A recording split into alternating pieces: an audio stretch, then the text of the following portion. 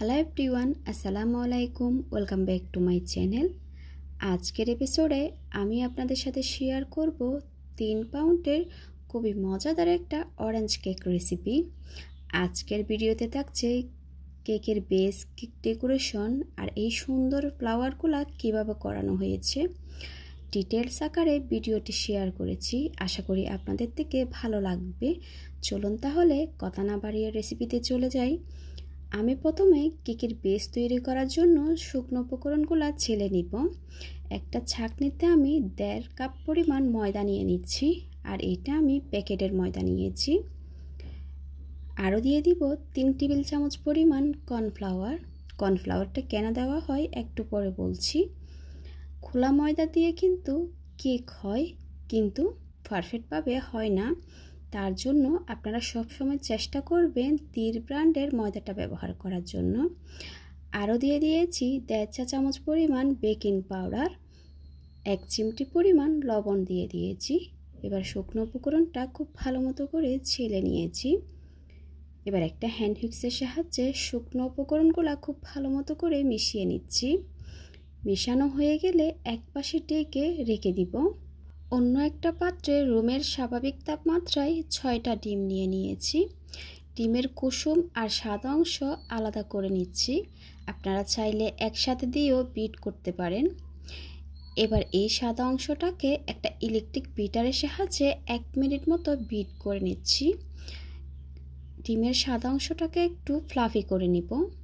যখন একটু ফ্লাফি হয়ে যাবে তখন দিয়ে দিচ্ছি চিনি, যেটা আমরা রেগুলার চিনি খাই। এখানে আমি 1 কাপ পরিমাণ চিনি নিয়েছি।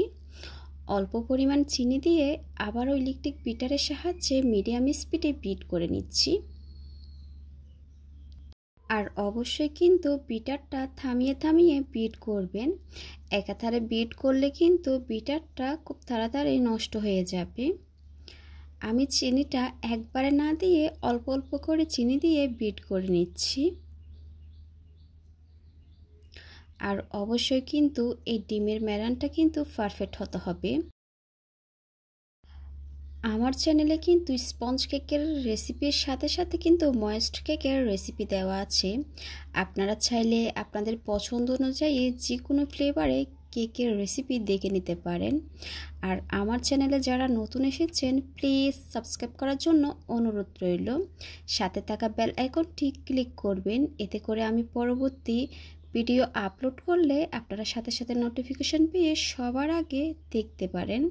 আমি বাকি চিনিটুকু দিয়ে আবারও বিট করে নিয়েছি 2 থেকে 3 মিনিট। আমার মেরানটা কিন্তু হয়ে গেছে। এবার এই পর্যায়ে আমি ডিমের কুসুম দিয়ে নিচ্ছি। আরও দিয়ে দিব 1/4 কাপ পরিমাণ রান্নার রেগুলার তেল। আপনারা চাইলে তেলের পরিবর্তে গলানো বাটারও দিতে পারেন। এবার দিয়ে দিব 2 চা চামচ পরিমাণ অরেঞ্জ ইমালশন। এ ধরনের কোটাই করে কিন্তু বাজারে বিক্রি করা হয়। আপনারা যে ফ্লেভারে কেক তৈরি করবেন ওই ফ্লেভারটা অ্যাড করতে পারেন। এবার আবারও আমি বিট করে নিচ্ছি। আমি 10 থেকে 15 সেকেন্ড পর্যন্ত বিট করে নিব। এটা কিন্তু অতিরিক্ত বিট করা যাবে না। বিট করা হয়ে গেলে বিটারটা সরিয়ে নিয়ে আগে থেকে ছেলে রাখা শুকনো উপকরণগুলো আমি আরেকবার ছেলে দিয়ে দিচ্ছি। আরও দিয়ে দিব 1/3 কাপ পরিমাণ দুধ। অল্প পরিমাণ দুধ দিয়ে এবার একটা হ্যান্ড হুইক্সের সাহায্যে আলতো হাতে ফোল্ড করে করে মিশিয়ে নিচ্ছি, যেরকম ঠিক আপনারা স্ক্রিনে দেখতে পাচ্ছেন। এটা কিন্তু খুব আলতো হাতে ফোল্ড করে করে মেশাতে হবে। তাড়াহুড়া করে মেশাতে গেলে কিন্তু এই ডিমের মেরানটা কিন্তু বসে যাবে, তখন কেক কিন্তু অনেক বেশি ফুলে গিয়ে আবার চুপসে যাবে।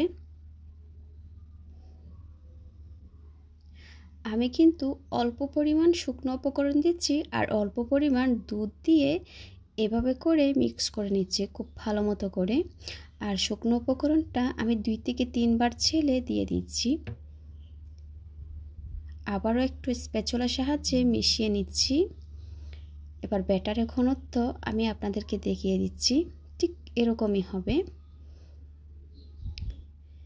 এবার 10 ইঞ্চি মোল্ডে আমি একটা কাগজ বিছিয়ে দিয়ে সম্পূর্ণ ব্যাটারটা মাঝখান দিয়ে ঢেলে নিচ্ছি।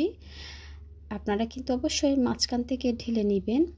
আর আগে থেকে আমি ইলেকট্রিক ওভেনটা 10 মিনিটের জন্য প্রিহিট করে নিয়েছি 160 ডিগ্রিতে। সম্পূর্ণ ব্যাটারটুকু ঢেলে নিয়ে একটু ট্যাপ করে আমি ওভেনে দিয়ে দিব 30 থেকে 35 মিনিটের জন্য। আমার কেকটা হতে 30 মিনিট মতো সময় লেগেছিল। এক এক ওভেনের তাপমাত্রা কিন্তু এক এক রকম। এবার ঠান্ডা হয়ে যাওয়ার পর আমি মোল্ড থেকে ছাড়িয়ে নিচ্ছি। গরম থাকা অবস্থায় কিন্তু আপনারা কখনো কেকটা মোল্ড থেকে ছাড়াতে যাবেন না, এতে করে কেকটা নষ্ট হয়ে যাবে। আর ওপরে কিন্তু আমি দেখিয়ে দিচ্ছি একদম ভেজা ভাব নাই, আপনারা দেখে কিন্তু বুঝতে পারছেন। আর কেকটা কতটা সফট হয়েছে দেখিয়ে তো বুঝতে পারছেন। এবার বোর্ডে সামান্য পরিমাণ ক্রিম দিয়ে আমি একটা কেকের লেয়ার বসিয়ে দিচ্ছি। আমি কেকটা বেক করেছিলাম 10 ইঞ্চি মোল্ডে, আর আমি বোর্ড নিয়েছি 12 ইঞ্চি। এবার সুগার সিরাপ হিসাবে দুধ ব্যবহার করছি।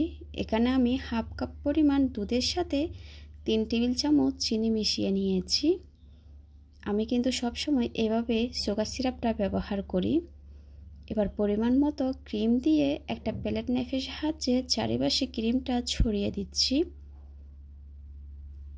ক্রিমটা আপনারা আপনাদের পছন্দ অনুযায়ী ব্যবহার করতে পারেন, কম বেশি। ক্রিমটা যখন চারিপাশে দেওয়া হয়ে যাবে তখন আমি দিয়ে দিচ্ছি পেস্ট্রি ক্রিম। এই পেস্ট্রি ক্রিম দেওয়ার কারণে কিন্তু কেকটা অনেক বেশি টেস্ট হয়ে যায়। এবার চারিপাশে একটু ছড়িয়ে দিব প্যালেট নাইফের সাহায্যে। এরপরে দিয়ে দিচ্ছি দ্বিতীয় লেয়ারটা। আমি সবসময় নিচের লেয়ারটা উপরে দিয়ে থাকি। এবার একটু চেপে দিব যাতে করে কেকটা নড়ে চড়ে না যায়। আবারও আমি সুগার সিরাপ দিয়ে নিচ্ছি। আপনারা চাইলে এই সুগার সিরাপটা ব্রাশের সাহায্যেও দিতে পারেন। আবারও একটু উপরে আমি পেস্ট্রি ক্রিম দিয়ে দিচ্ছি। প্যালেট নাইফের সাহায্যে চারিপাশে ছড়িয়ে দিব। এবার কেকটাকে আমি খুব ভালো মতো করে ক্রাম কোটিং করে নিচ্ছি। ক্রাম কোটিং করলে আপনারা যখন পরবর্তীতে ক্রিম দিবেন কেকটা কিন্তু স্মুথভাবে ফিনিশিংটা আসবে, আর উপরে কিন্তু ক্রামটা উঠে আসবে না।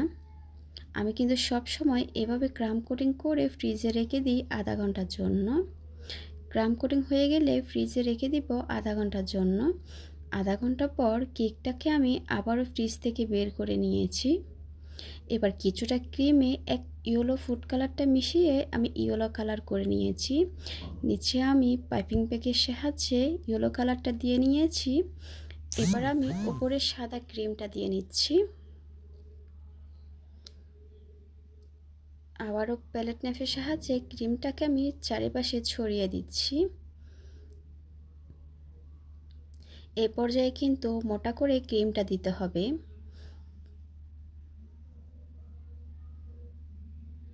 এবার একটা স্ক্রাবারের সাহায্যে আমি কেকটাকে স্মুথ একটা ফিনিশিং দিব। আর স্ক্রাবারটা আমি কিন্তু ট্রায়াঙ্গেল করে ধরছি। আর সোজা সোজা করে ধরলে কিন্তু ক্রিমটা স্ক্রাবারের সাহায্যে উঠে আসবে। চারিপাশে স্মুথ একটা ফিনিশিং চলে আসলে উপরেও আমি স্মুথ করে নিচ্ছি প্যালেট নাইফের সাহায্যে। ঠিক যেরকম আপনারা স্ক্রিনে দেখতে পাচ্ছেন স্মুথ ফিনিশিংটা চলে এসেছে। এবার আমি একে একে ফ্লাওয়ারগুলো তৈরি করে নিচ্ছি।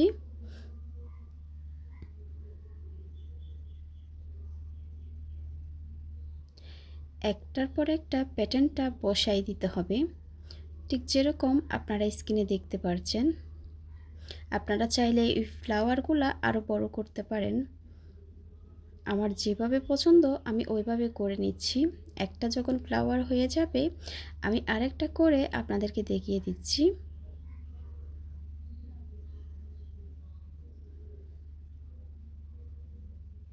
কার ফ্লাওয়ারটা কিভাবে সুন্দর হবে এটা অবশ্যই বারবার কাজ করতে গেলে আপনারা বুঝতে পারবেন।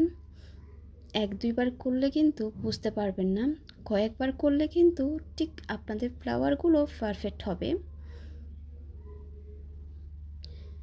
আমি এভাবে করে আরেকটা ফ্লাওয়ার করে নিয়েছি। এবার ফ্লাওয়ারটা আমি কেকের উপর বসিয়ে দিচ্ছি।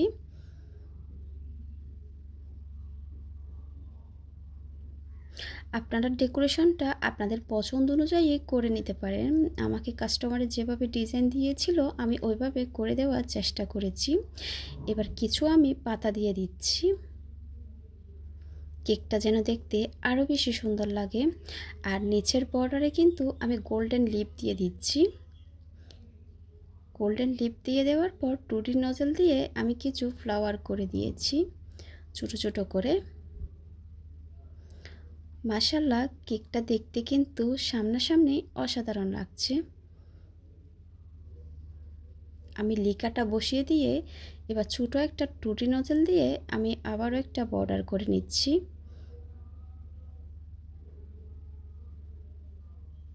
কিছু সুগার বল দিয়ে কেকটা আমি কমপ্লিট করে নিয়েছি। দেখতেই তো পারছেন কত সুন্দর লাগছে কেকটা।